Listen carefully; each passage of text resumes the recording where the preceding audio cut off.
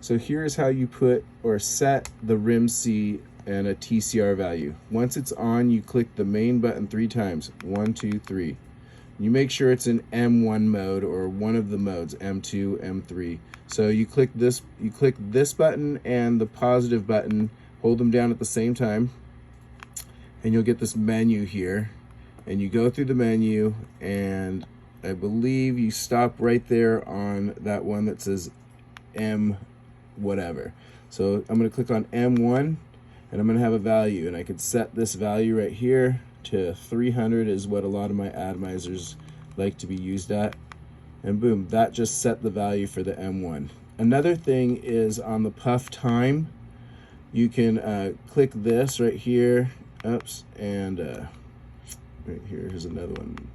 Puff time, get out of there, boom, unlock this one here, off, on, TCR mode, okay, clock.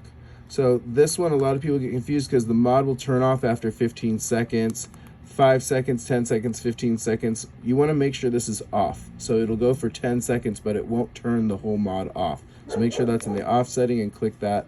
Other than that, those are the only the things I use for this, for my atomizers that you'd need to be worried about. Boom.